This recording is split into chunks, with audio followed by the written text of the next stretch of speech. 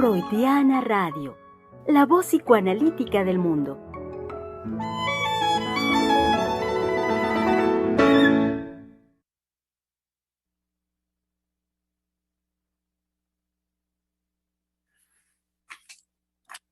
¿Cómo están, querido público? Sean bienvenidos este jueves 24 de febrero, Día de la Bandera del año 2022. Y pues sí, aquí estamos, Freudiana Radio, la voz psicoanalítica del mundo. Con mucho gusto les damos una muy cordial bienvenida en este lindo día, caluroso ya, muy soleado, eh, muy agradable. Sean bienvenidos, querido público, a la conversación, al trabajo que hacemos los jueves en el sentido de poder hacer una síntesis de lo desarrollado a lo largo de la semana y que ha sido, por supuesto, pues una semana muy intensa, temas muy intensos, por supuesto, que nos dan muchísimo para conversar. Em, Contienen en sí mismos muchas cuestiones de índole polémico en la sociedad y en la cultura, y que por ello es menester de parte nuestra el que podamos hacer la conversación al respecto de ello.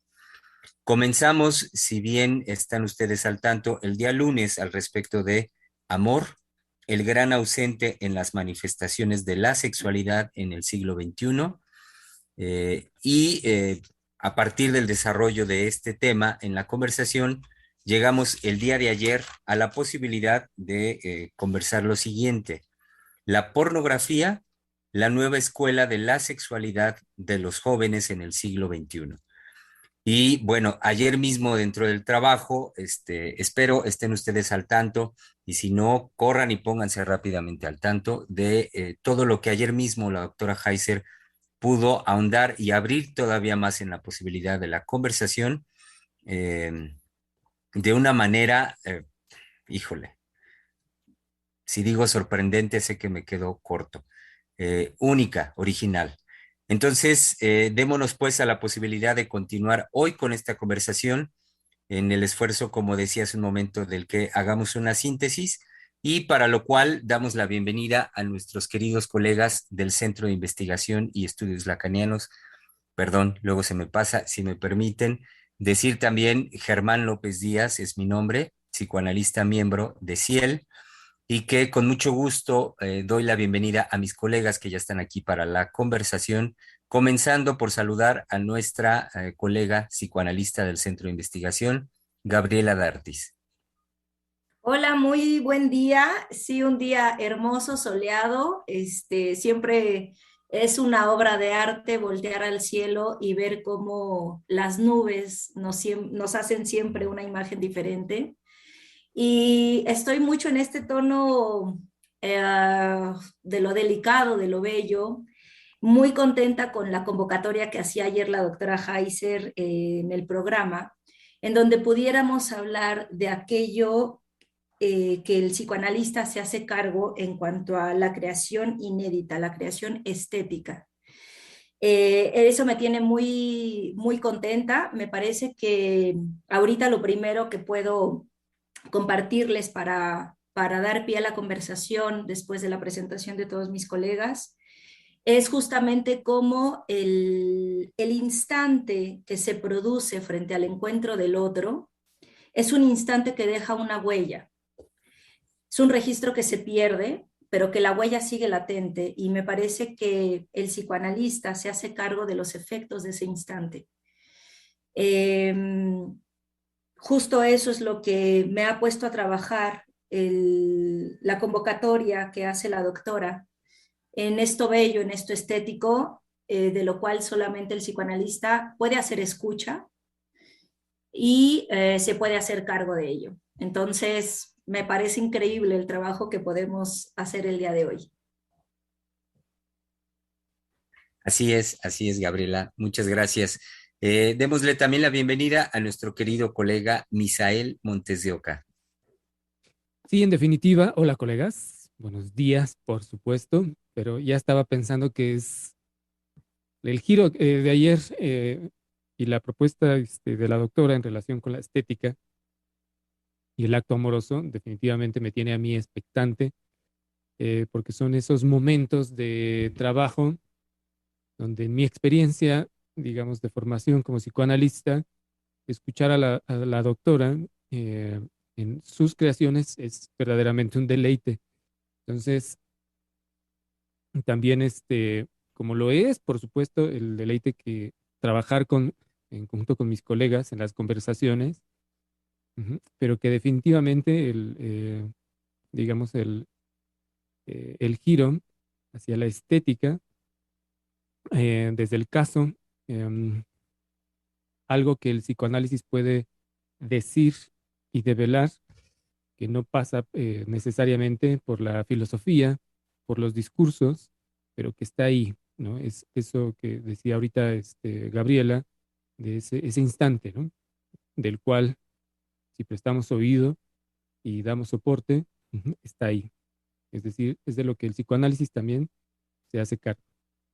Pero la dimensión que le dio la doctora es así de, pues bueno, quitarse el sombrero y por eso estoy yo a la expectativa, ¿no? Porque me quedé impactado por el trabajo eh, y pues expectante realmente es cuando eh, puedo agradecer a lo que sea por haber encontrado eh, al Centro de Investigación y Estudios Lacanianos, pero sobre todo también a una persona que es tan importante en mi vida como es la doctora Silvia Heiser, ¿no? Y por Híjole, supuesto, pues gracias. Espero que también los otros, también doctora, sí, mis colegas, sean claro que Sí, sí. doctora. capaces. No, sí, no. Hay cosas que nacen verdaderamente, pero también hay odio, envidia, rivalidad en los miembros de cualquier grupo. Entonces, cuando yo digo, ojalá, y también digamos eso que está en Misael, sobre todo en el caso de las mujeres que siempre establecen una rivalidad con la otra que tiene autoridad. Es decir, que para las mujeres creen que existe la mujer no castrada, sino la mujer fálica. Entonces, sobre todo para las mujeres que son capaces inmediatamente que una mujer es reconocida y sobre todo reconocida por un hombre, ¿sí? Inmediatamente la rivalidad es a muerte, como todas las rivalidades. Entonces, no porque sí, para poder, digamos, ubicar muy bien esto que de corazón le nace a Misael, pensé inmediatamente en las mujeres. Y no porque sí, sino porque conozco la forma, digamos, de respuesta femenina. En cuanto una mujer es reconocida por un hombre, la rivalidad de las otras es a muerte. ¿Qué tiene la otra que no tenga yo? Y bueno, todo lo demás. Entonces, en la formación psicoanalítica de las mujeres, tenemos el problema precisamente del superyo femenino y que el superyo femenino es sin ley. Y tenemos ese problema. Sin ley, entonces, la mujer tiene la posibilidad de decir viva la Pepa. Yo hago lo que se me da la gana. Y puedo presentar un semblante hacia la otra mujer, ¿sí? Que ha sido reconocida por un hombre. Puedo presentar un semblante también de reconocimiento cuando en realidad la envidia me corroe. Entonces hay que decirlo al público porque no vayan a creer que esto no lo tomamos en consideración dentro de la formación psicoanalítica de las mujeres en el psicoanálisis. Ahora bien, la competencia entre varones es de otra índole, pero la rivalidad de las mujeres es a muerte como toda rivalidad y pueden llegar a situaciones de una bajeza increíble, increíble. Recuerdo en este momento la película de La pianista o algo así se llama, en donde precisamente la rivalidad de la maestra hacia una alumna de ella que la supera en todo, le llega a poner cristales en las bolsas del abrigo o de la gabardina de la alumna y gesta una situación para que ella vaya a buscar exactamente en las bolsas de su abrigo, en cualquiera de las dos, porque en las dos había cristales fracturados muy bien, fuera a buscar un papel o algo, no me acuerdo qué, mete ingenuamente la mano, la chica, y se destroza los dedos. Por lo tanto, no puede llevar a cabo el concierto.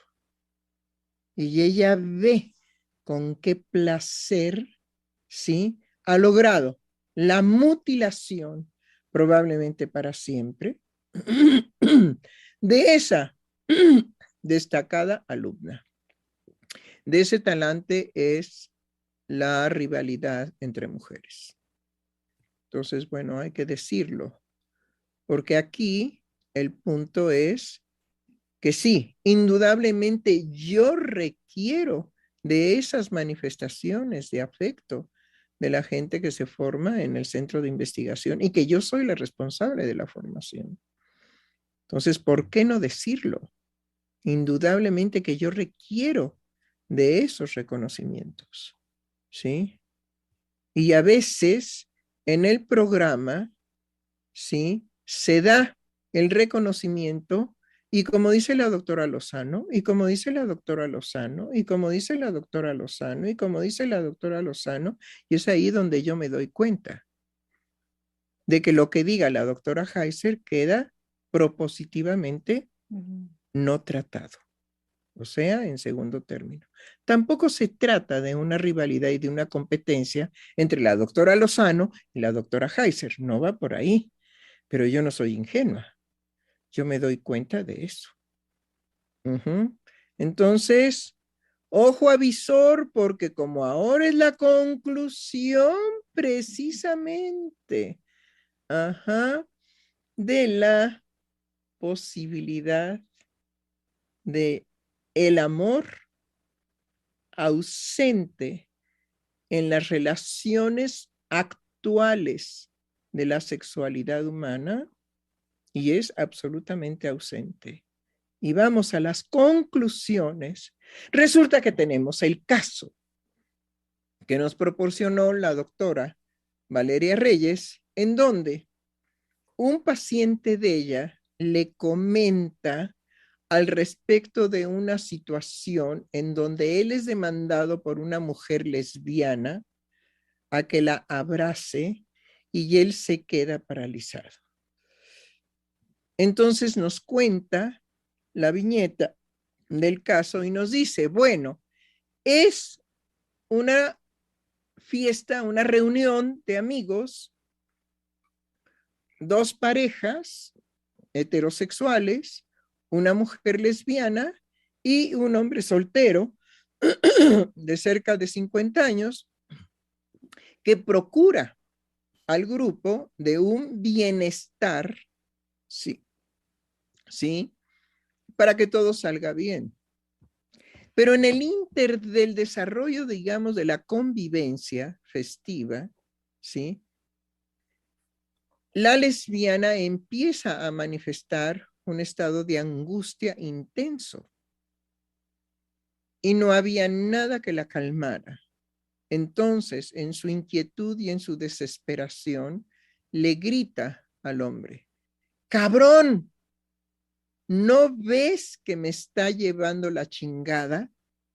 Abrázame. Y lo que él comenta en su análisis es que se paralizó porque no podía discernir si esta mujer le demandaba que se la cogiera o qué exactamente le estaba demandando, porque para él, pues ella era una lesbiana, es decir, una mujer que no goza con el pene del hombre, sino goza precisamente con el no pene en la mujer. Entonces, él se paraliza porque no puede discernir la demanda. Ahora, ¿Qué intuimos, o por lo menos yo intuí, que podía haberla puesto en ese estado de angustia? En que entre las dos parejas heterosexuales, el hombre solo y ella lesbiana, no había posibilidad de un ejercicio de identidad. Y entonces, al no poder, digamos, tener una actividad identificatoria, nos damos cuenta que, como nos ayuda la teoría freudiana, en que es muy difícil concebir la homosexualidad en la mujer, porque la homosexualidad requiere la existencia del pene. Y las mujeres no tienen pene. Entonces, la homosexualidad requiere de la exigencia del pene. Y para él quedaba claro que esa mujer no demandaba una satisfacción por medio del pene de ese hombre que estaba ahí soltero. Y sin embargo, la demanda era muy clara. Cabrón. Y el macho cabrío es aquel que tiene los testículos tan grandes que los arrastra, pero que además hay que proporcionarle un grupo de hembras, ¿sí? Porque el macho cabrío monta y monta y monta y monta permanentemente, ¿sí? A diferentes cabras y tiene que estar montando. Entonces las monta y después no quiere saber nada de la hembra. Por eso el cabrón, se le dice cabrón a un hombre que tiene esas condiciones, ¿sí? Que tiene con qué, que es, digamos, potente en cuanto a ese deseo de montar, de penetración, y entonces le dice, cabrón, ¿qué no ves que me está llevando la chingada? Abrázame. Y abrazar, no podemos olvidar que tiene que ver con el fuego, con ser, digamos, afectada por el fuego, ser abrazada. Entonces, bueno, tenemos cómo felizmente en esta lesbiana el discurso no ha penetrado en lo psíquico profundo, sino que en ella, en el momento en que yo intuyo que no hubo una posibilidad de manifestar su identidad lésbica, entró en un estado de angustia. Es decir, ¿qué soy yo aquí en este grupo? No porque sí, entonces la propuesta de este señor filósofo, ¿sí? Que se apellida Preciado, no es porque sí que él solicita que todos nos volvamos, ¿sí?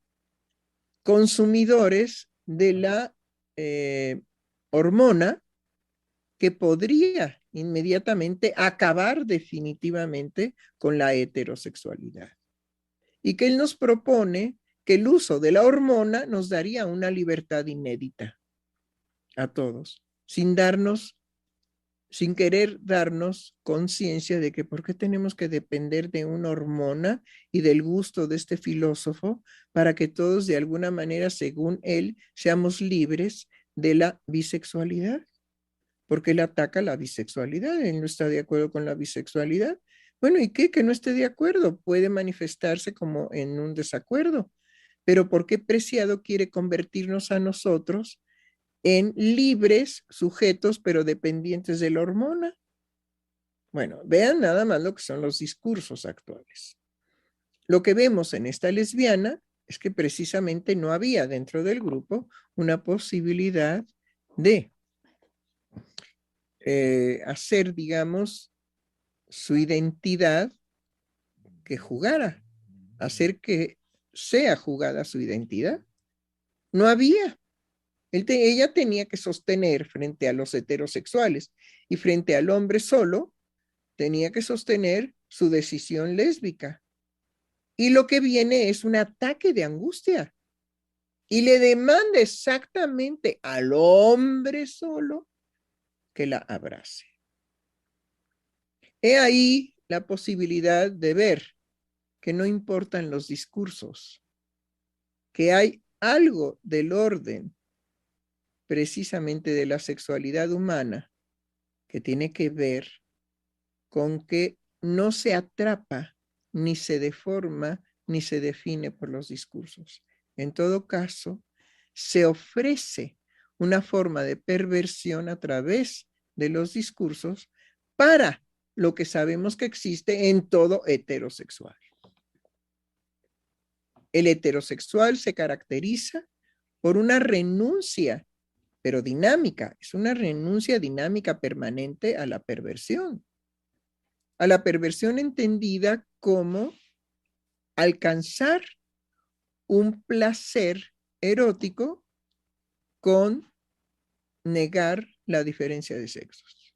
Porque esa es la condición. La condición es negar la bisexualidad. Y Preciado, Beatriz Preciado, ¿sí?, no deja de proponernos que todos seamos libres de la bisexualidad a través de inyectarnos la hormona para, para ser libres. Bueno, definitivamente, Jan Preciado, ¿cómo se llama? Paul Beatriz.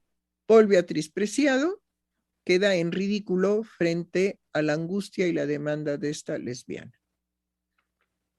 Y ahí tenemos que hay algo de lo psíquico que escapa siempre a los discursos. Entonces no creamos que la enajenación que se nos propone ahora a los heterosexuales en cuanto a que hay obligación por derecho de aceptar estas otras manifestaciones de la sexualidad humana, que seamos francos, son incómodas, son molestas, porque indudablemente que nos presentan una posibilidad inquietante de una satisfacción sexual, ¿sí?, prohibida para el heterosexual. Entonces, la prohibición es algo que en la dinámica del heterosexual le produce la satisfacción a partir del asco. Entonces, el asco sería la señal de poder alcanzar esa satisfacción y sostener la prohibición. Es decir, dos cosas simultáneas. Obtengo la satisfacción y la rechazo a partir de crear el vómito. El vómito como experiencia de que alcancé el placer y el vómito simultáneamente como experiencia de que mantengo la prohibición. Entonces, no es cualquier cosa lo que vamos a sintetizar ahora. Hay amor en la heterosexualidad, sí, como una posibilidad enorme, enorme para el heterosexual, sí. Y para los homosexuales, interrogante. Y para las lesbianas, interrogante. Y para los que transforman su cuerpo, ya no es interrogante, ya es una experiencia en lo real. La transformación del cuerpo lleva a esa subjetividad, ¿sí?, a una experiencia de lo real en la sexualidad. Y habrá que tocar de alguna manera, pues, accesible a nuestro público que nos escucha, ¿qué es eso de lo real? Bueno, lo real en el caso de Freud es lo ominoso, lo siniestro, que está precisamente como crítica a todo el desarrollo de la estética. Entonces, podríamos decir que la estética psicoanalítica es aquella que trata lo ominoso en la experiencia, digamos, de percibir lo bello como también percibir lo siniestro. Entonces están las dos posibilidades. Y Freud se queja y le reclama a la filosofía, que es la que propone precisamente la concepción de que la estética se encarga única y exclusivamente de lo bello y del arte, le propone, bueno, ¿y lo ominoso? ¿Cómo es posible que lo hayan desechado? Bueno, a lo mejor porque lo ominoso no vende. En cambio, lo bello, el arte, en fin, etcétera, lo que puede producirnos una experiencia inédita de placer, pues eso sí vende.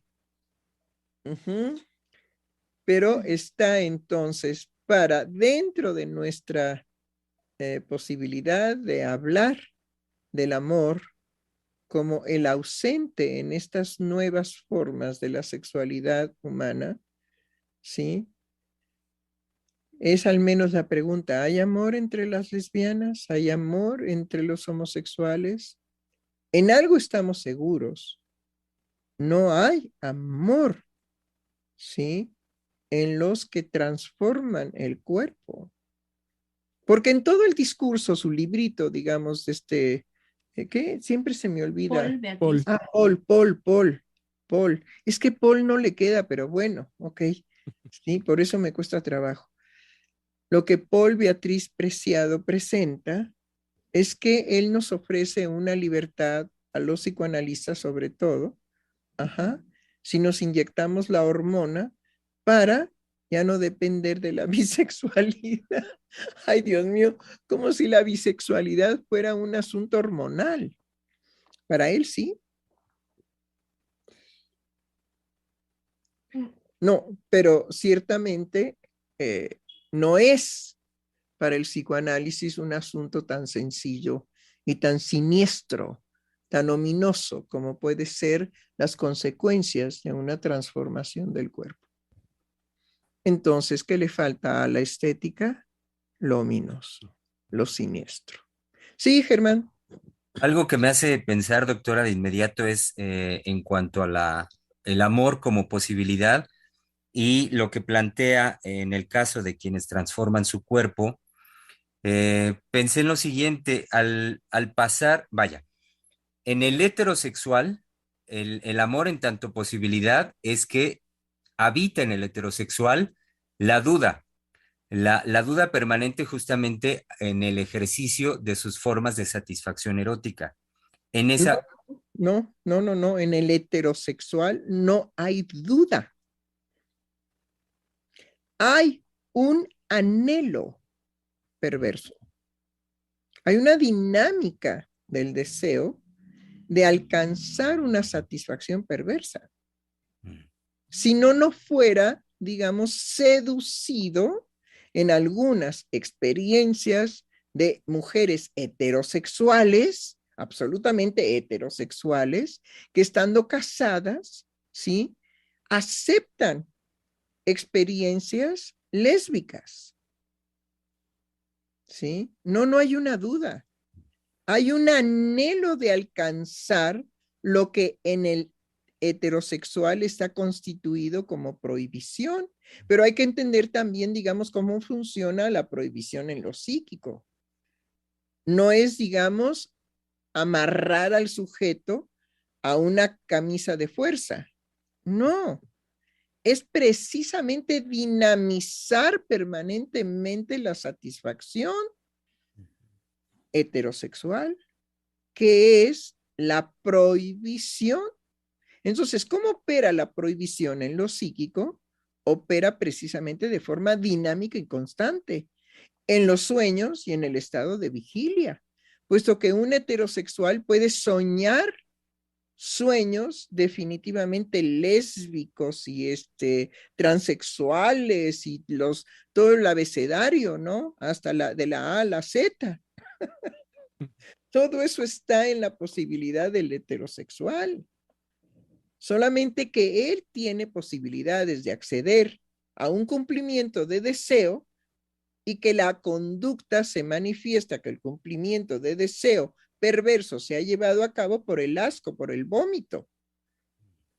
Y por eso mismo se mantiene la prohibición simultáneamente. Entonces, alcanza el deseo perverso y la prohibición simultáneamente. No, es una maravilla concebir, digamos, la heterosexualidad. Nada más que hay que trabajar duro para entenderla, para llegar al meollo de lo que está en juego en el heterosexual. El perverso, pues no, ese se dedica precisamente a su perversión. En él hay certeza, no hay duda, pero en el heterosexual tampoco hay duda, hay anhelo, hay un deseo de alcanzar esa posibilidad perversa. Entonces es mucho más interesante la dinámica del heterosexual que la certeza del perverso. Ahora, hay algunos perversos que no son perversos, que tienen conductas perversas, pero en realidad son heterosexuales. ¿Sí?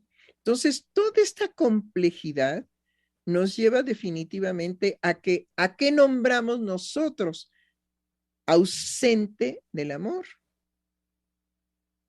Importantísimo esto. Se lo aplicamos por el discurso de qué? De Paul Beatriz Preciado a los transexuales, porque él representa con su libro a los transexuales y le propone, digamos, la libertad que tiene el transexual. ¿Cuál libertad? ¿Cuál libertad? ¿Qué entiende él por libertad? ¿Sí? Cuando tiene que ser dependiente de una cantidad de medicamentos para mantenerse en esa transformación del cuerpo. Sí, Giselle. Sí, justamente en lo que estaba pensando en relación a Paul Beatriz Preciado, que menciona algo que no creo que sea una regla, pero es muy interesante que en el camino al anterior a la transformación propiamente, al proceso de transformación de su cuerpo, lo que está jugado es el fracaso amoroso. Y lo pienso en esta situación también de las lesbianas, no, de las lesbianas no, sino de las mujeres casadas que se prestan a una situación de experiencia lésbica, que al menos en lo verbalizado por Paul Beatriz Preciado está el fracaso amoroso, y entonces, como consecuencia de ese fracaso amoroso, de esa ausencia del amor. Ahora sí, pero no fracaso. No. Porque fracaso sería haberlo experimentado. Okay. El que tiene fracasos amorosos es el heterosexual. Ok. ¿Sí? ¿Por qué? Porque va en pos precisamente del amor y tiene que jugársela y tiene que arriesgarse. Porque no tiene ninguna garantía de que el otro lo ame. Claro. ¿Me explico? Y que lo que está, digamos, enfrente de la posibilidad amorosa es la separación, la pérdida del objeto, el fracaso amoroso, el abandono, en fin, etcétera. Todo lo que nosotros tratamos de la problemática del amor en los heterosexuales. Entonces, una forma del discurso de Preciado es: ya no sufran, conviértanse por medio de la hormona en libres de todas esas penurias.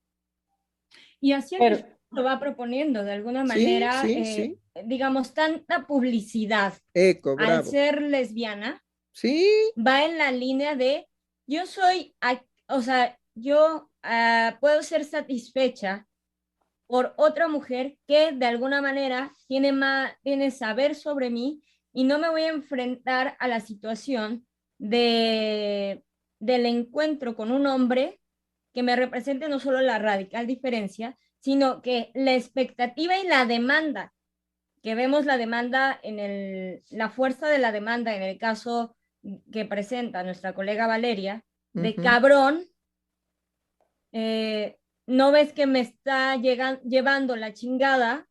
Es decir, es el empuje de lo femenino y abrázame. Es decir,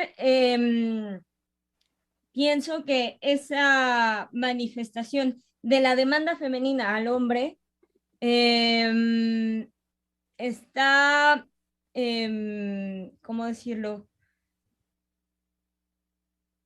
No encuentra la plena satisfacción del lado del hombre. Es decir, no hay hombre que pueda cubrir tal demanda del lado de lo femenino. Y no es nada más el abrázame, sino lo que está implicado, como decía usted, doctora, en eso que se relaciona con el fuego, con...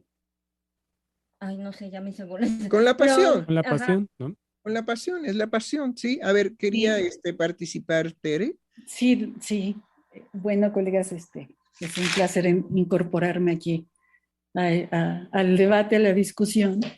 Y creo que justo cuando la doctora advierte la pregunta de cuál libertad, en la semana me parece que fuimos mostrando, en los distintos programas se fue poniendo en la mesa elementos que tienen que ver en cómo se instala una lógica como de normatividad de la sexualidad a través de todas las sugerencias que se van dando del ejercicio de distintas prácticas. Y entonces ahí uno dice, ¿cuál libertad si se está normando por los discursos, que a través de los consejos, ¿no? A través de el ver en la pornografía prácticas, a través de los libros de autoayuda, a través de todos los videos que se van subiendo en YouTube, en TikTok, donde van diciendo qué hacer y cómo hacer, ¿no? Se va instalando una lógica normativa. Y entonces, ¿cuál libertad? ¿No? Me parece que esta parte de la instrucción, ¿no? Porque todos instruyen pasos, instruyen procedimientos, ¿no? Están jugados en esa lógica donde justo no se permite reconocer esto que también me parece que fue fundamental que la doctora nos señaló el lunes y lo reiteró el miércoles, o sea, de qué manera nombrar lo imposible de esa situación que tiene que ver con la disociación del cuerpo ante la especificidad de ese ánimo, ¿no? De esa pasión, de esa ternura y esa disociación que está jugada ahí, que piensan que se aminora, ¿sí? A través de una instrucción, ¿no? Entonces me parece que esta parte fue muy interesante en cómo se fue dando cuenta de que esa apariencia de cambio, ¿no? Por la multiplicidad de prácticas que aparecen, que además, como bien señaló la doctora el lunes, no son nada nuevo, ¿sí? Pero ¿qué sí es lo distinto en la práctica contemporánea? La codificación de la práctica. O sea, cómo se van estableciendo por estas instrucciones ciertos códigos, ¿no? De la práctica sexual, y que esa codificación pues tiene que ver con LGTB, esa codificación tiene que ver con de eliminar el género en el lenguaje, esa codificación tiene que ver con todos estos gestos del lenguaje, de los discursos, que no permiten entrar de fondo a la problematización, entendiendo que el cuerpo no solo tiene que ver con una situación de objeto de placer inmediato, sino que pasa por todo este trabajo profundo psíquico de cómo cada sujeto va estructurando su posibilidad de sensibilidad, ¿no? Y de su condición sexuada. Y me parece que esto pues trasciende la parte de lo que nos había invitado la doctora a hablar sobre lo estético, ¿no? En donde no queda solo jugado en la dimensión, como dirían los filósofos, de lo sensible a lo inteligible, sino cómo queda jugado en esta posibilidad que tiene que ver con ese trabajo psíquico profundo, ¿no? Y que en ese trabajo pues hay un desajuste a lo ordinario, hay un desajuste hacia la parte del orden que se pretende establecer con la supuesta libertad normada, ¿no? Y ese desajuste, justo ahí entra el papel de lo estético, en cómo en ese desajuste se produce algo inédito, ¿no? Y me parece que eso es un recorrido interesantísimo, bueno, para mí. Pero justo creo que en esas prácticas lo que se enfatiza es la ausencia del amor, ¿no? Claro. Es decir, se va a enfatizar la obtención de un placer, ¿no? pero cuando la doctora nos señala lo estético, ¿no? Que está en juego, es justamente cómo ese enfatizar la ausencia del amor, no, es decir, a través de los discursos de las prácticas, hay algo que definitivamente no pasa por nada de eso, ¿no? No es ni siquiera es algo que, bueno, lo podría decir, de lo que se va a valer el sujeto, no, sino que hay algo ¿cómo decirlo? En lo psíquico, vaya, que que va en pos de, bueno, aquí a lo mejor, bueno, que va en pos de ese anhelo amoroso, ¿no? Pero, Exacto, exacto. Es decir, todos los discursos, no sé, me parece que es una persecución de como hubo en la Edad Media en relación a las exacto, brujas, ahora se persigue el género, Claro. ¿sí? Y es un divertimento perseguir el género. Entonces, para que no haya persecución del género y podamos desaparecer al género, como se desaparecía, digamos, a las brujas, se les quemaba en público. Entonces, ahora se quema por medio de la red, ¿sí? Se quema la posibilidad de tener un género. Sí, doctora, incluso cuando lo que aparecía, esto que usted señala, que me parece bien interesante en relación a cómo se vive simultáneamente lo prohibido, ¿no? En relación al anhelo, ¿sí? De lo perverso, en una simultaneidad, como esos dos elementos, a través de la exposición de las prácticas al nivel público, ¿sí? Está ahí también jugada una minimización, ¿sí? de esta fuerza que tiene que ver con este doble sentido, no doble sentido, sino esa doble vivencia, ¿no? Entonces, Pero cuando creo se hace que, en público, ¿no? Y claro, se normaliza, ¿sí? Pues ya se le quita el sentido de lo prohibido. es que justamente no llegamos nunca a la normalidad. ¿No? No, porque Freud cuando describe el malestar en la cultura, precisamente habla de que tenemos que crear un semblante y el semblante es lo correctamente político. Claro. Pero en lo íntimo de la dinámica psíquica, no es posible, digamos, que eso opere. Y ahí está, digamos, lo que Freud dice de lo imposible de la educación. Claro. Y de lo imposible de psicoanalizar a una persona. Y de lo imposible también, digamos, del ejercicio del poder sobre los seres humanos. No importa la cantidad de brujas que se hayan quemado en la Edad Media, ¿sí? En la actualidad, en México, la brujería tiene su lugar. O sea, no se pudo desaparecer. Pero volviendo a lo que estaba señalando Misael, a lo que definitivamente es una provocación, un reto para mis colegas, es poder pensar una estética en estas situaciones del amor tan inesperadas como este caso. ¿Cómo es posible que una lesbiana practicante, convencidísima de que su ser es lésbico, entra en un estado inesperado de angustia? Y es que creo que ahí, perdón, Gaby, me voy a, voy a quitar la palabra a Gabriela, pero creo que hay algo que está ahí como prueba concreta, ¿no? Eco, Espero. Es concreta. En lo concreta. hetero, es decir, concreto en la heterosexualidad, porque es ella en relación con un hombre, ¿no? Es decir, en esa experiencia de hombres-mujeres, el amor aparece como posibilidad, como ese llamado de cabrón, ¿no? Abrázame.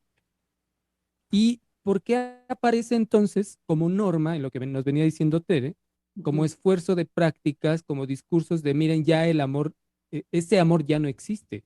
Creo que es justamente porque no hay.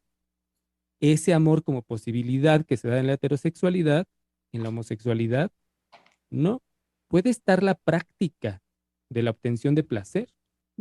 Y se ha enfatizado justamente porque hay esa ausencia de amor en la homosexualidad. Es decir, está como este esfuerzo de discurso. Se puede decir, yo y mi pareja homosexual nos amamos, pero no. No, digamos, yo he atendido parejas No hay. homosexuales y ¿de qué se quejan? Se quejan de lo mismo que los heterosexuales, la infidelidad del hombre maduro que tiene una pareja joven de 20 años, él tiene 45, y el infeliz desgraciado joven al cual se le ha dado toda clase de placeres, lo convierte en cornudo. Y entonces, he ahí, doctora, ¿cuál es el secreto para que éste entienda que me tiene que ser fiel? Pues que lo amara. Claro. Lo único que permite la fidelidad es el amor. Sí.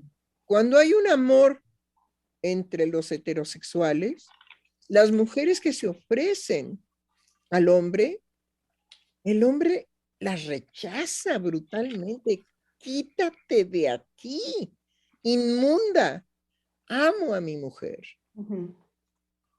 Cuando no es así, pues si la sirvienta le hace, digamos, gorigori y le enseña los senos a la hora que le sirve el café, pues el señor dice, ay, pues ¿quién dice que no? Si aquí está una oportunidad. Pero no cuando hay un amor. El amor produce la fidelidad. En el amor no cabe el tercero. Claro. Es sumamente incómodo, produce rechazo brutal.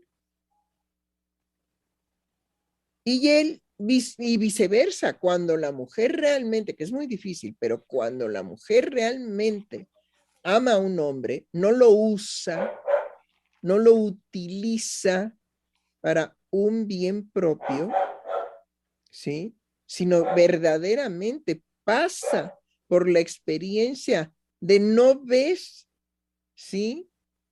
Que me está llevando la chingada. Cuando pasa por esa experiencia y demanda, abrázame, el hombre ahí se confunde, pero en realidad ella no quería una relación íntima, no quería un coito, no estaba pidiendo un coito, estaba pidiendo una experiencia amorosa, pero de esa intensidad, porque me está llevando la chingada. ¿En qué?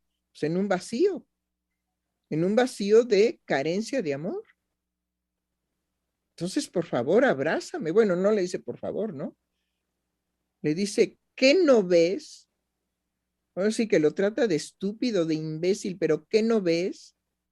Y el otro, pues debe de haber pensado que estaba ansiosa y estaba toda loca y estaba toda, digamos, llena de angustia y desajustada y todo eso. Bueno, pero pues él no sabía cuál era la razón hasta que ella se lo verbaliza así. Y la demanda es, pero ¿cómo si esta es lésbica? ¿Por qué llora tan desesperadamente el bebé? Está solita. ¿Ah? Pero que justamente ese momento de paralización, ¿no? Pues Sí. podríamos pensar que que pasa por los discursos, ¿no? Es lésbica, ¿no? Ella lo ha dicho, pero más de fondo es Pues la prueba es que va y la abraza. la intensidad Claro. del llamado de una La prueba mujer. es que va y la abraza, es decir, algo él entiende, pero lleva a su análisis el qué le pasó en la paralización. Claro. Es decir, va y se hace una pregunta, oiga, doctora, ¿las mujeres lésbicas pueden ser realmente mujeres que demanden el amor del hombre? Porque esa era la pregunta. ¿Las lésbicas en algún momento pueden demandar el amor de un hombre? No la pura cogedera, sino el amor de un hombre. Porque ¿qué no ves que me está llevando la chingada? Es decir, hay un vacío en el amor. Claro. Ujú. No quiero que me cojas, quiero que me abraces. En ese sentido, digamos, es muy claro. Bueno, volviendo precisamente a esa ausencia del amor en estas manifestaciones de la sexualidad del siglo XXI, principalmente la escuela para los jóvenes por parte de los padres, no todos, ¿sí? Es ve pornografía. Entonces, si quieres saber cómo se le hace, Así es. como si de eso se tratara la sexualidad humana, cómo se le hace, ajá, pues ve pornografía. Entonces, se pierde todo lo que anteriormente, precisamente para los hombres, era una responsabilidad del patriarca. Pero cuando el padre hablaba con el hijo, le diferenciaba muy bien, mira, una cosa son las putas y otra cosa son las mujeres como tu madre. A las mujeres como tu madre se les ama, a las putas no. Dicho así llanamente, pero era una de las responsabilidades del patriarca. Y eso se ha olvidado. Entonces, bueno, tenemos que como todo, cuando lo único que oímos es que hay que firmemente odiar al patriarcado, se nos olvida todos los beneficios que el patriarcado produjo, porque de lo único que se habla es de los maleficios que produjo a la mujer el patriarcado, como si ella no participara. Y no participara de los beneficios de no tenerse que responsabilizar ella por un deseo femenino. Ella pasaba de la casa del padre a la casa del esposo, a la casa del marido si era una mujer decente. Si era una puta, bueno, pues entonces primero tenía que dar el mal paso. Luego, si quedaba embarazada, bueno, pues entonces era una madre soltera. Si no quedaba embarazada, pues entonces ella podía disfrutar sexualmente con los hombres. Pero pues eso sería puta. Cuando no es cierto, las putas no disfrutan. Las putas cobran. Pero entonces se sanciona el disfrute sexual en la mujer y se le degrada inmediatamente. Puta. Disfrutas de la vida sexual, eres puta. Y los hombres no, los hombres no. Los hombres cuando son putos son homosexuales. Exacto. Sí. Entonces, digamos, lo curioso de todo esto es que todo eso está vigente, pero entra en una descomposición social cuando los discursos llevan enajenadamente a los seres humanos a acomodarse supuestamente a que en relación al amor ya no van a tener ningún riesgo. Ningún riesgo. Hace poco que una paciente me decía, estoy desconcertada, doctora, porque el chico con el que estaba yo saliendo y que nos habíamos puesto de acuerdo que lo único que tendría que haber entre él y yo sería el acto sexual, la relación sexual, ¿sí? Resulta que yo me cansé de eso y le dije que termináramos, que ya no quería yo con él únicamente el acto sexual. Y bueno, nos separamos. Pero él volvió a hablarme, volvimos a salir, volvimos a pasarnos muy bien, tuvimos relaciones sexuales y nos volvimos a separar. Y también se volvió a desaparecer. Pero en esta tercera ocasión de la desaparición de él, ¿sí? Porque en la segunda me dice, acuérdate que yo no quiero ningún compromiso contigo. Y ella le dice, ¿y cuándo viste que me lo pediste, que te lo pedí? No, me cortaste porque dijiste que ya no te gustaba esos acuerdos. Entonces es una forma que yo entendí que tú querías una cosa más formal. Y ella le dice, no, hombre, qué formal ni qué la carabina de Ambrosio. Yo quería que tú te enamoraras de mí y yo me enamorara de ti. Lo que te estoy pidiendo es el amor. Y tú lo primero que estás diciendo es que amor niguas. Y yo dije, órale, amor niguas, pura cogedera. Bueno, en la tercera ocasión, este chico le dice, oye, yo veo que nos las pasamos muy bien, que nos reímos, que nos divertimos, que subimos, que bajamos, que comimos, que cenamos, que tuvimos relaciones sexuales, y tú te vas tranquilamente y yo me quedo muy triste. Empiezo a extrañarte. Y ella, en lugar de responder a eso, fíjense qué interesante, la que ahora se paralizó fue ella. Doctora, no supe qué responder. Claro, ¿por qué?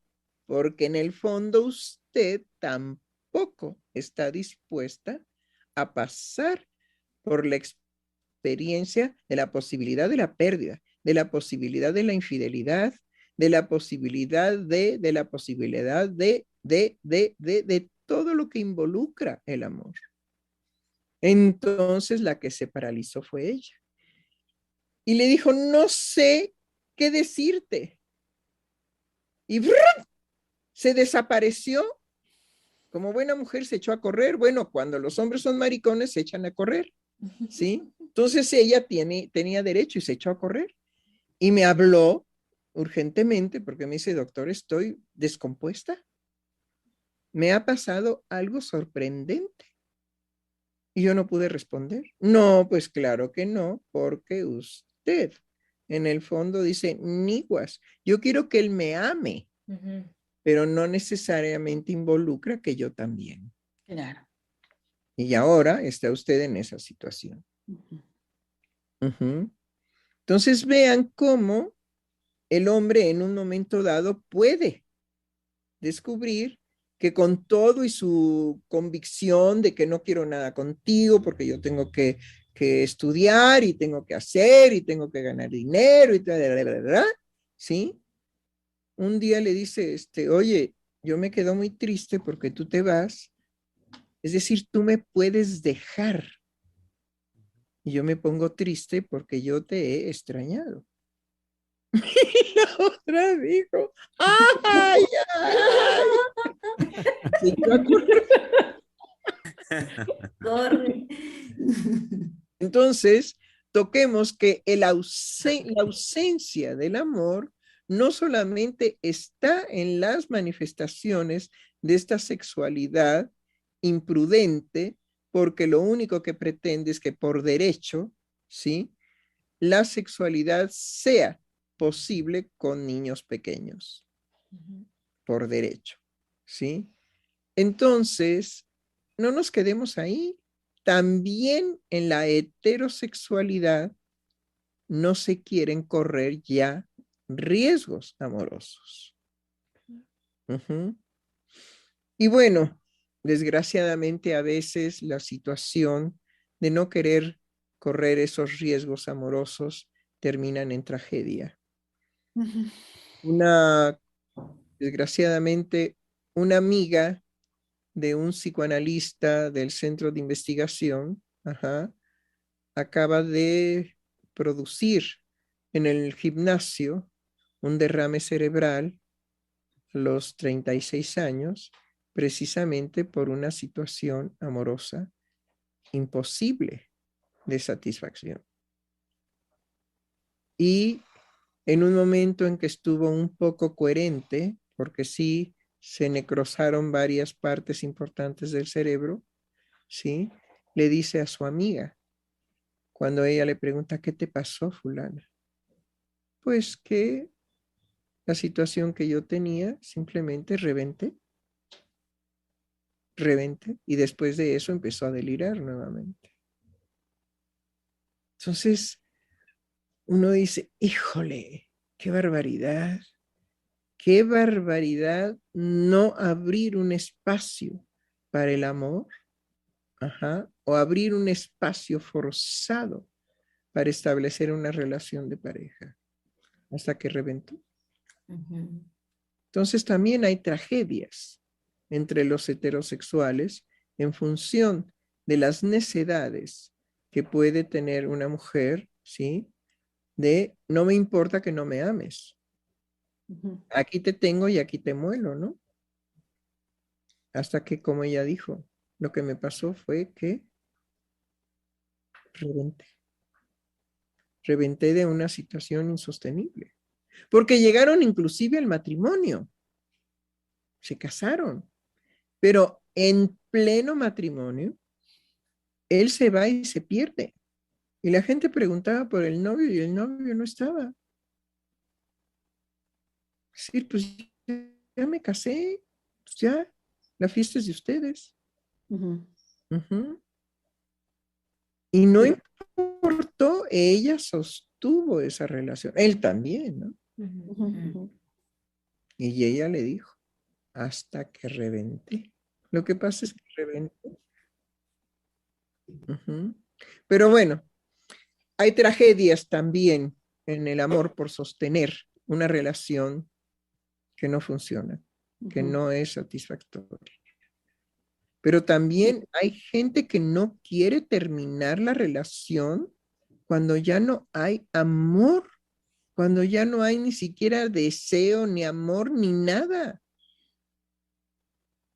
Que simplemente una situación de otro tipo, no lo voy a mencionar ahora, qué es lo que permite esas uniones, pero indudablemente que lo que tiene ahí ya es enfermar, es decir, somatizar una relación que no funciona amorosamente ni en el deseo ni en nada, pero que se sostiene, pues ya lo sabemos. Inmediatamente produce una somatización. Es decir, lo pulsional toma el cuerpo para expresarse.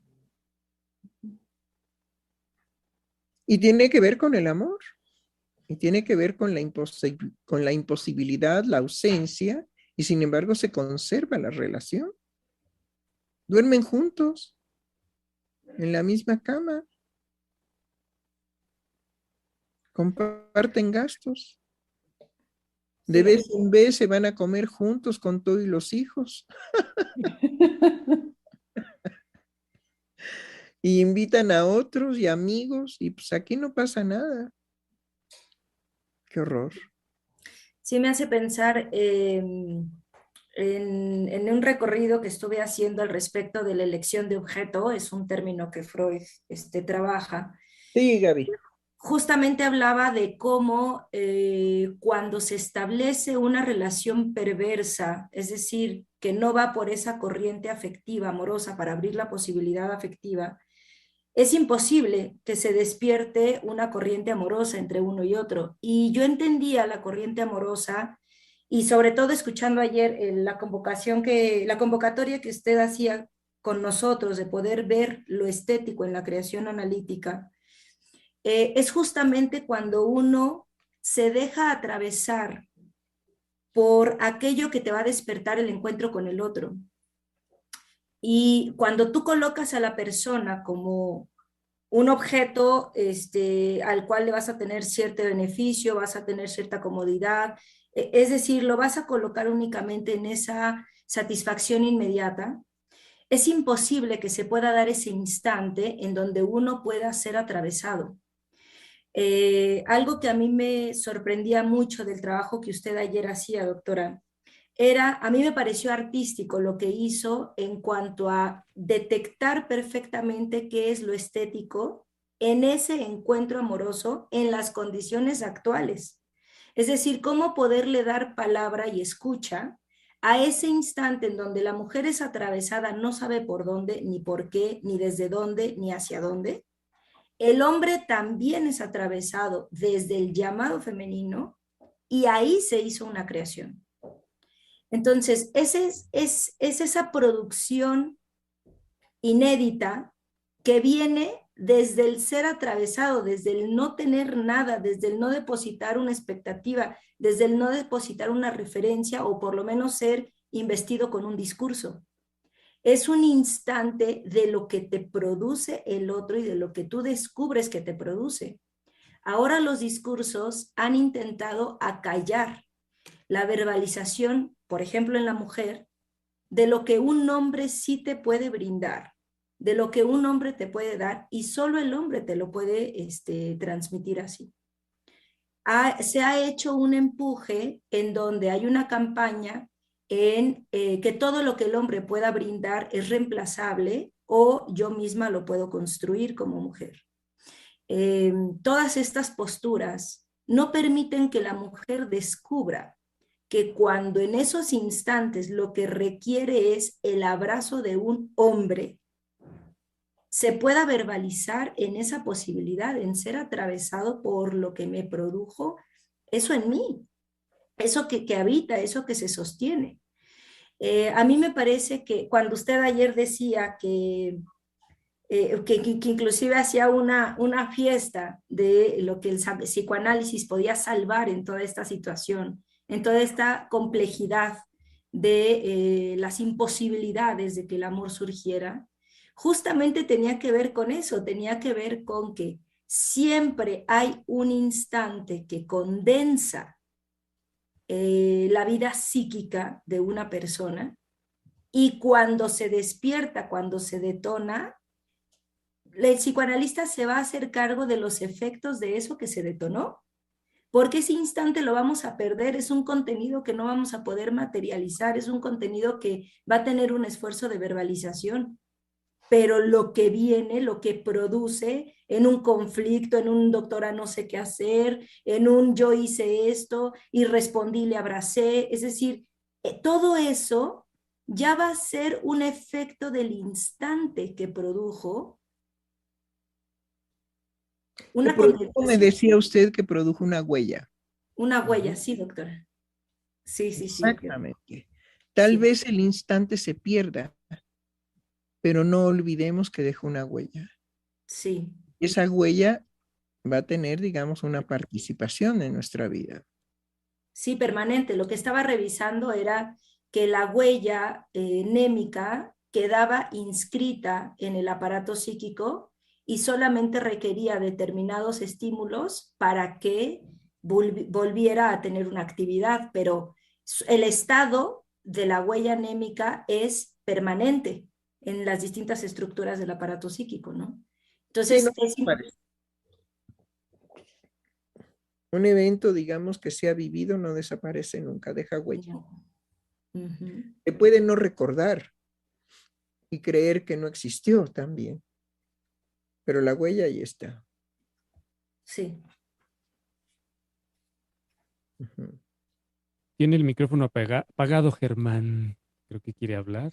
Gracias, Misa. Efectivamente, porque quiero dar lectura a los mensajes que hemos recibido de nuestro público Radio Escucha. De parte de Analicet Martínez, que nos saluda y nos dice: buenos días, mis queridos doctores, así como Rogelio Calva Santiago, que dice: buena tarde, doctores, es un placer escucharlos.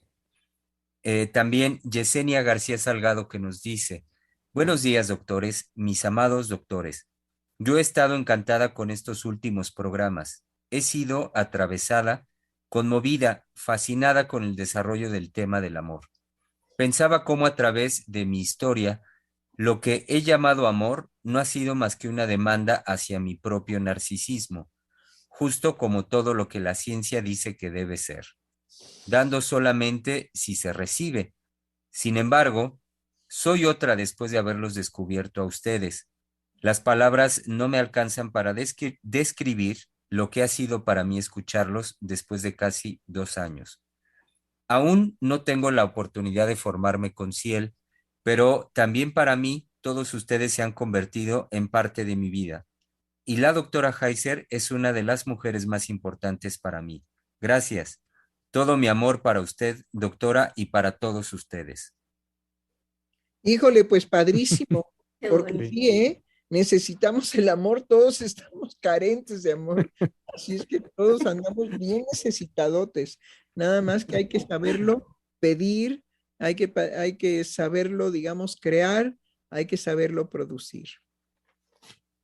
No, y bueno, y creo que el amor es un eje rector, ¿no? Diría, doctora, de su estilo, ¿no? Siempre está ese llamado a dar cuenta del amor en nuestras vidas, de cómo andamos en eso, en ese sentido, pero puede ser desde una conversación muy sutil, ¿no?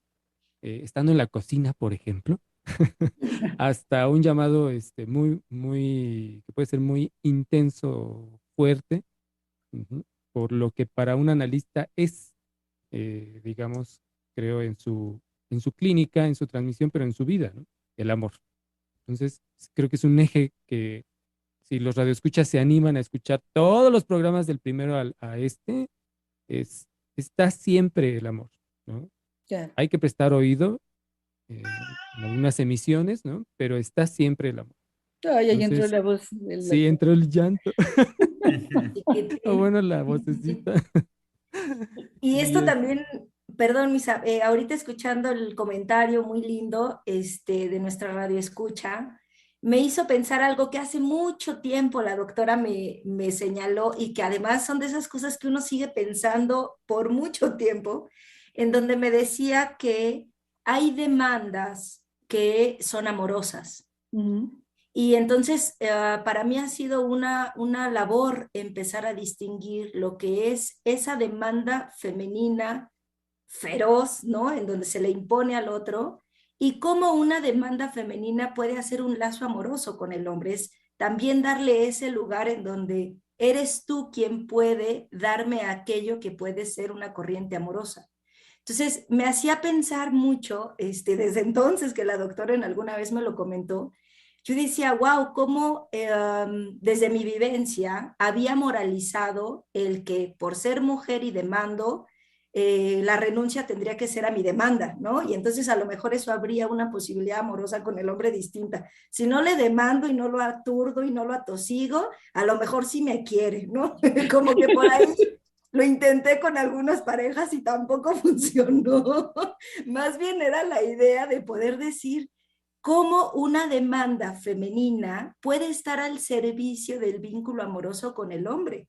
Cómo llevarlo a esa experiencia erótica, esa experiencia tierna, a eso que solo tú me lo puedes brindar, en esa corriente afectiva, y sigue siendo una demanda femenina, ¿no?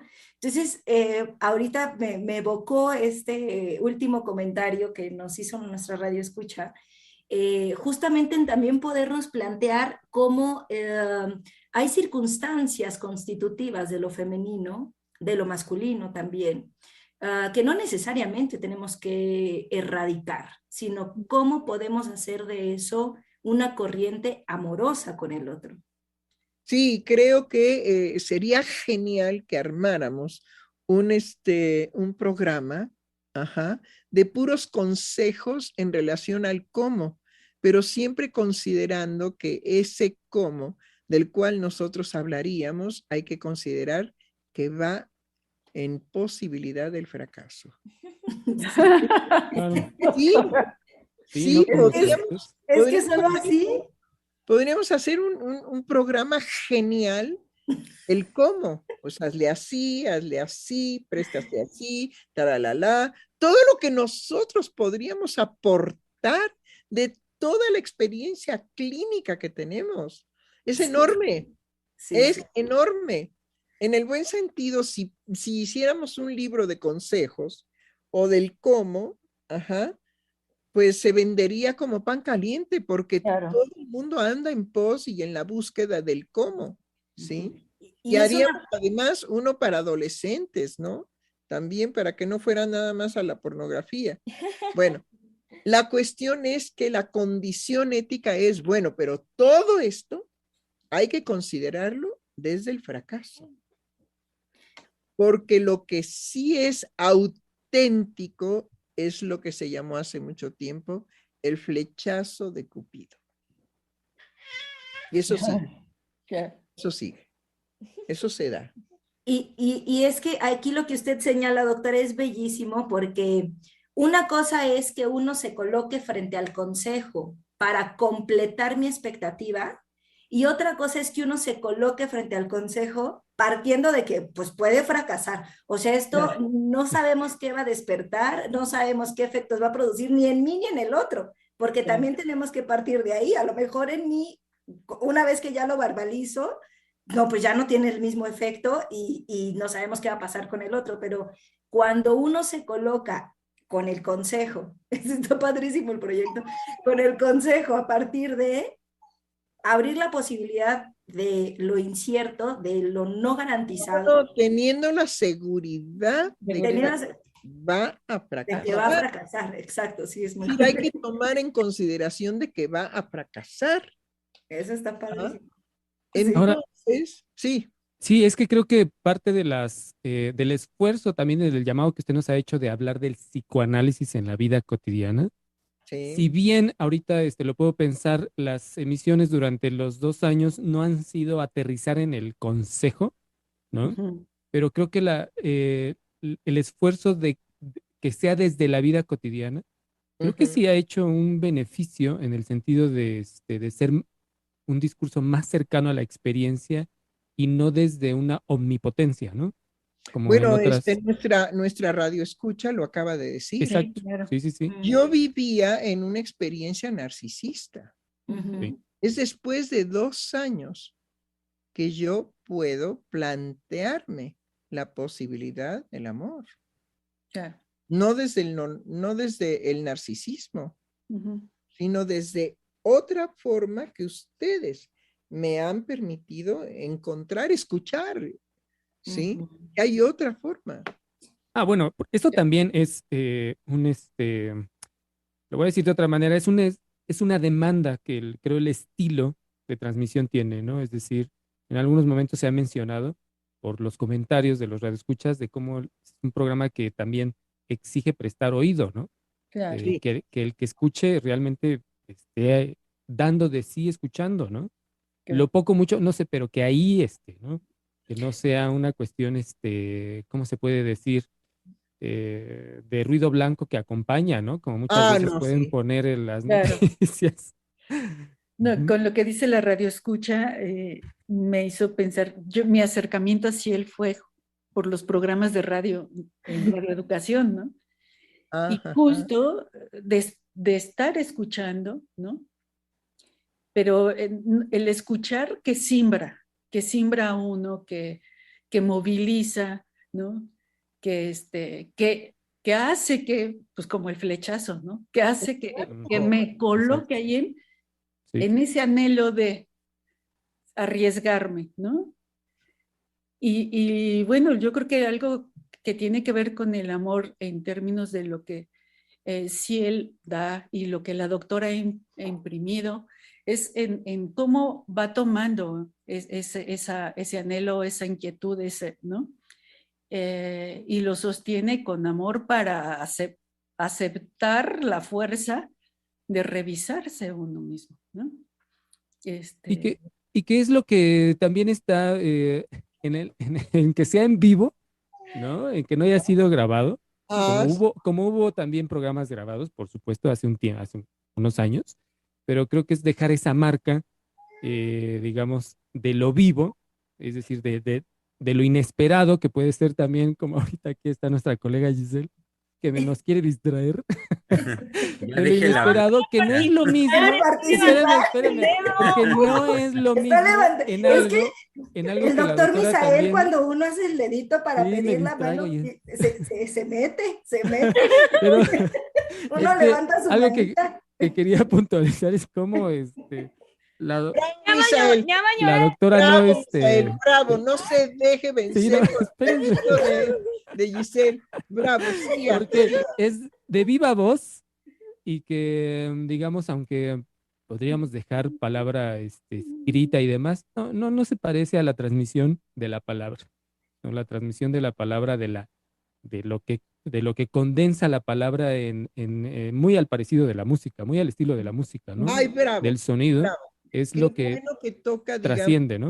el asunto de la música, porque la música no tiene representación psíquica. Exacto. La música se vive o no. Sí, ¿Sí? de hecho. De hecho, yo pensaba en la... Déjenla Ya, déjenme participar, oigan. Está mejor cuando no los veo porque así no los pelo tanto y me arranco. Decía que... No, que justo creo que cuando la doctora nos planteaba la situación de lo estético desde el psicoanálisis y hoy nos trae la situación de lo ominoso, a mí me ubicó en estos dos casos, por supuesto el de ayer, el caso que trae la doctora Valeria, y también hay otro caso cuando se sonó mucho este evento llamado feminicidio del asesinato de un hombre, asesina a su mujer, la desolla, y además es muy escabrosa la imagen porque empieza al tratar de deshacerse del cuerpo, no solo la desolla, saca los órganos y los pretende desaparecer por el excusado hasta que es imposible. No, y por el drenaje también. Y por el drenaje. Y por el basurero. Y por el basurero. Entonces, creo que el evento de ayer, en otra medida, porque nos toca en el sentido de la identidad, es decir, es una mujer que se dice lesbiana, y ya hay toda una convocatoria del lugar que para uno puede tener un sujeto que se dice lesbiana. Entonces, creo que en la elevación que hace la doctora Heiser de ambos casos, llegamos al amor por un tránsito de lo ominoso. Por el lado de esta pareja de Ingrid y Eric, fue la pasión amorosa en donde se consuma con la muerte de ella, y no es sin la participación de ella, porque ella es finalmente quien reta al hombre de te voy a matar. Entonces ya están ahí los dos enganchados en un evento de no retorno, pero de consumación del amor. Creo que cuando abordamos ese caso, cuando la doctora lo desmenuza, del lado del análisis, del propiamente análisis, es no solamente en un sentido de la significación, sino que nos lleva a una experiencia de fractura, incluso de lo que uno concibe como amor, de los límites en donde uno coloca el amor. Y nuevamente el día de ayer se acontece, digamos, este encuentro con el amor, porque también pienso que lo estético está en el quehacer mismo del analista.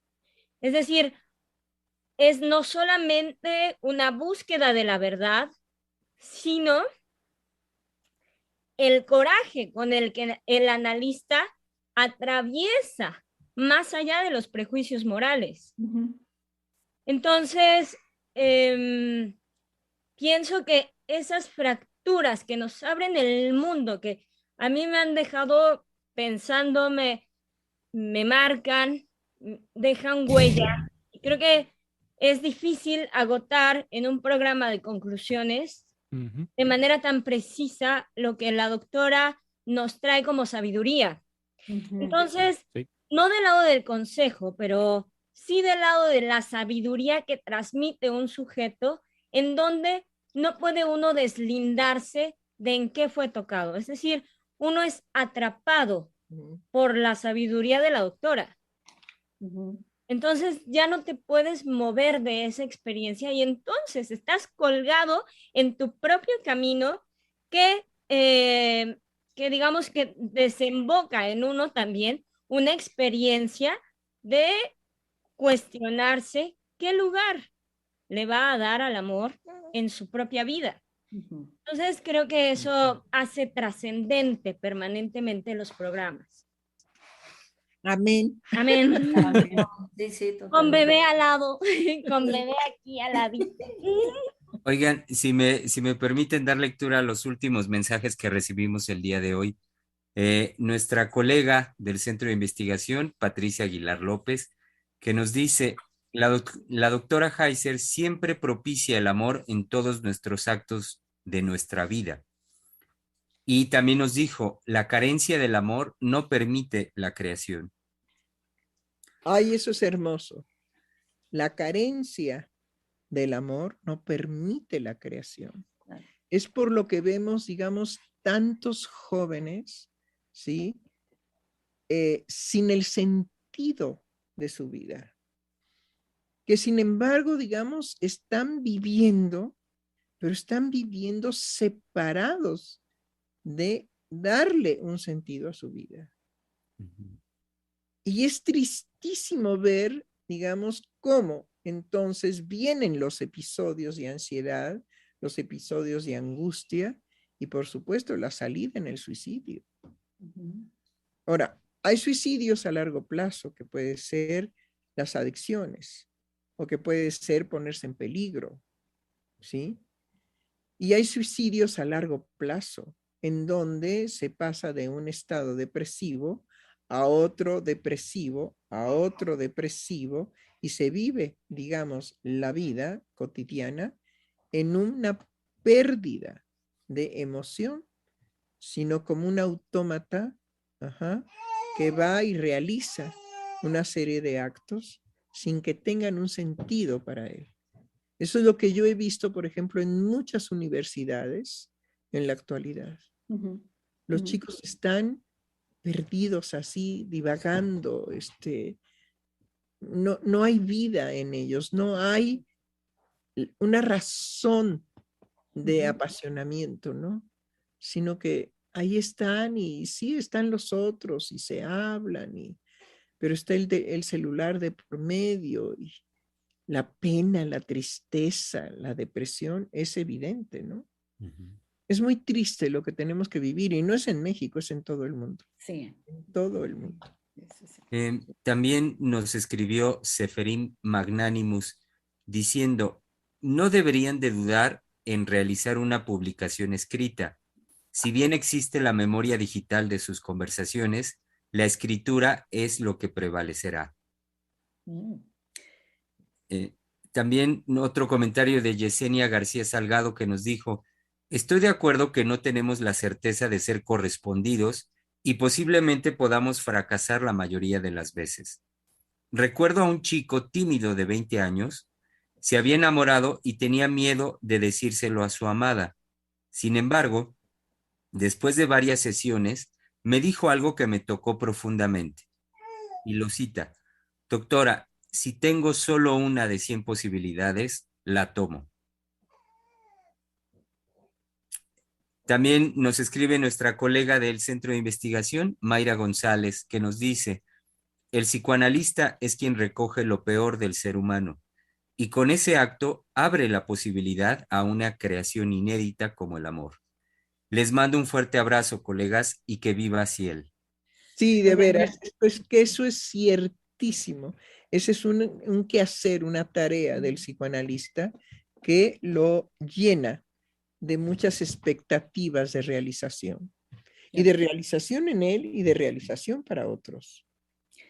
Sí, a mí me parece que de la escucha en vivo que señalaba Misael y la fuerza y la potencia que tiene para simbrarnos, ineludiblemente, que muere cuando pasa a ser escrito, ¿no? Y de hecho muchos filósofos, autores han dicho esto, ¿no? De que la palabra muerta cuando pasa a ser escrita. Yo creo que estas resonancias que toman la palabra viva, de lo que en el momento se va construyendo, de lo que en el momento va emergiendo en las conversaciones, pues tienen que ver con esa pasión que no puede transmitirse o difícilmente, al menos quizá con la poesía, en la palabra escrita. Entonces me parece que... En la poesía estaría yo totalmente de acuerdo con usted, pero imagínense nada más lo aburrido que sería pasar por escrito semejantes sandeces que muchas veces decimos, ¿no? Y que pongan la cita del autor. Y que precisamente esas sandeces tienen que ver con que se trata de una conversación, Claro. no de un tratado al respecto del amor, Ujú. ¿no? Y Claro. que lo mejor que podemos hacer es que si bien quedan grabados los programas, ¿sí? Que la gente se haga bolas con esa grabación en vivo. Claro. Y ya Claro. es una concesión enorme el grabar los programas, Sí. porque bueno, no va a entrar en contacto con la vivencia de lo que es precisamente el programa en vivo, ¿sí? Ahí donde está jugada precisamente el riesgo, la pasión, la sandez, qué sé yo, todo lo que se nos puede ocurrir, el arrebatar la palabra, en fin, ¿sí? Ya grabado, pues, es en soledad, ¿no? Claro, y además el riesgo también tiene que ver con esto que hemos dicho de la pasión y del encuentro con el otro. Sí, El encuentro con el otro, con todo lo que ello implica, y eso es lo que se juega uno en vivo, ¿no? claro, Eh, claro. nos escribió Alma Flowers y dice, me acaba de impresionar y sorprender la doctora Heiser con lo que nos comenta de la no representación psíquica de la música. Ujú. Entonces, ¿de qué nos enamoramos los que amamos la música? ¡Wow! Estoy El vacío, absorta. Claro, claro, del claro. vacío. Es que, de veras, hay que ver cómo la música no es un objeto como tantos otros objetos que pueden ser representados. La música no tiene representación, es un objeto sin representación. Entonces, no es cualquier cosa estar expuesto a la música. Claro. ¿Sí? Sí, bueno, y yo en todo esto que hablamos de lo estético, que se ha referido a lo estético y del encuentro con el otro, en esa eh, diferencia que al encontrarse es como tratar de reconocer aquello que puede como posibilidad de encuentro. Pensaba yo, por ejemplo, en los encuentros de los que les gusta bailar, ¿no? Y, Padrísimo. ¿sí? Y que van a la adversidad de no sé con quién voy a bailar, pero quiero bailar, y que en ese encuentro desde no la palabra, sino el puro encuentro entre cuerpo, armonizado por la música, pueden converger o no en ese baile, ¿no? Sí, Y me parece que eso es de lo más, de esa expresión de sensualidad, de donde no está de antemano definido por dónde va a transitar, ¿no? eco. Me parece que esa es una metáfora que ayuda mucho para entender esto de a qué nos enfrentamos en esta experiencia, que es una experiencia estética, porque es en el momento, como decía Gaby, ¿no? En ese momento en donde puede establecerse cierta armonía, ¿no? Así es. Y, Exactamente. y el último comentario que recibimos el día de hoy llega por parte de Garrido Isis, que dice, para poder amar, no hay que olvidar nuestra historia desde la niñez. Ay, qué hermosura. Eso está muy lindo, porque hay, digamos, la historia trágica de la infancia. Y es recordar la historia trágica de la infancia en una experiencia analítica, es abrir un espacio para la neocreación. De eso es de lo que se trata. Uno de los hermosos momentos de la creación de la clínica analítica. ¿Sí? La infancia trágica. Doctora, colegas, pues estamos ya sobre el tiempo de la emisión del día de hoy y por supuesto, pues habremos de concluir no sin reiterar nuestra invitación a nuestro querido público Radio Escucha para que no falten el próximo lunes a nuestra ya tradicional cita en la conversación aquí en Freudiana Radio, la voz psicoanalítica del mundo.